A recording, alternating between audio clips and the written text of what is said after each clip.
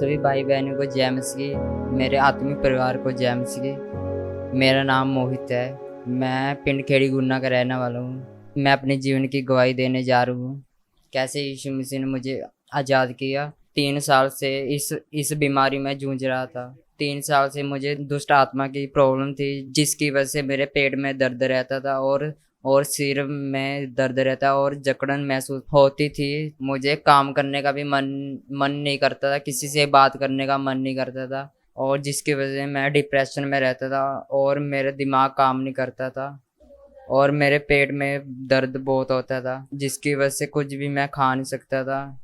जो मैं कुछ भी खाता था तो मेरे पेट में दर्द होने लगता था, इसलिए मुझे बहुत कमजोरी महसूस हो गई थी, चक्कर आते थे और कुछ भी खाने का मन नहीं करता था।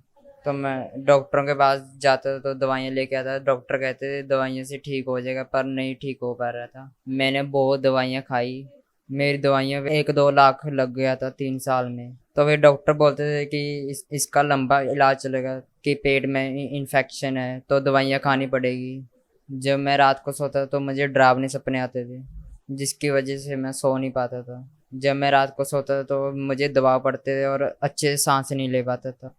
फिर धीरे धीरे प्रॉब्लम मुझे और बढ़ती गई, तो मैं चलता था तो सांस फूलने लगती थी, जिसकी वजह से मैं कोई काम नहीं कर पाता था। मैं 3 साल से बहुत परेशान हो चुका था। फिर मेरे मम्मी पापा बहुत से तांत्रिक के पास लेके गए और मेरे मम्मी पापा ने बहुत झाड़ फूक करवाया। जो तांत्रिक थे वो बहुत पैसे लेते थे और वो कहते थे कि धागा बांधो और वो आपका बेटा ठीक हो जाएगा।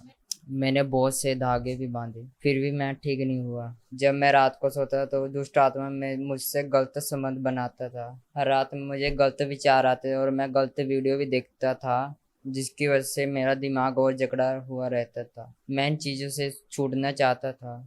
मुझे ऐसा लगता था कि मैं कभी ठीक नहीं हो पाऊंगा। मैं बहुत उदास रहने लगा, दुखी रहने लगा, जिसकी वजह से मैं बहुत डिप्रेशन में रहता था। दुष्ट आत्मा की वजह से मुझे मरने के विचार आते थे, कि ऐसा लगता था कि मैं कहीं मर जाऊं, क्योंकि मैं ठीक भी नहीं हो पा रहा था और हर समय मुझे मरने के विचार आते थे। मैं आपको बताना चाहता हूँ कि मैंने 1-2-3 बार मैंने मरने की कोशिश की।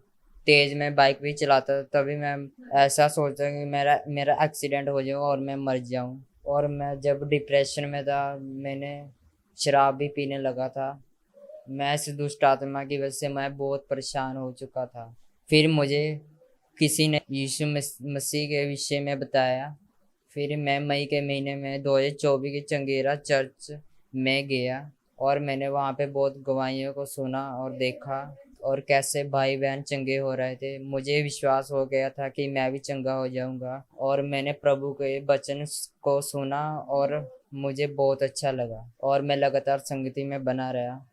25-26 जुलाई 2024 को मम्मा ने अनाउंस किया था कि हीलिंग स्ट्रिंग मीटिंग रखी जाएगी, उसमें सबके लिए प्रार्थना की जाएगी। मैं बड़े बड़े विश्वास के साथ 25-26 जुलाई को हीलिंग स्ट्रीम में आया और पास्टर मम्मा जी ने मेरे सिर के ऊपर हाथ रख के प्रार्थना की, और जो हालेलुया हालेलुया हालेलुया।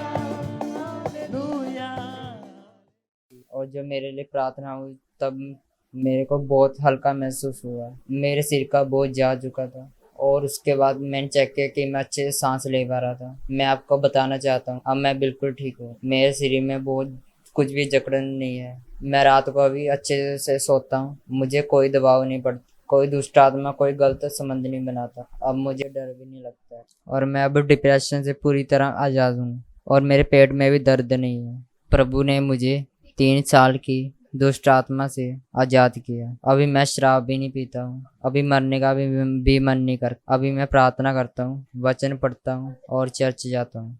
अभी मैं बिल्कुल ठीक हूँ। इस गवाही के लिए मैं परमेश्वर का बहुत बहुत धन्यवाद करता हूँ। पास्टर मम्मा जी का बहुत बहुत धन्यवाद करता हूँ, जिन्होंने मेरे लिए प्रार्थना की और मैं चंगा हो गया। सभी भाई बहनों को जय मसीह।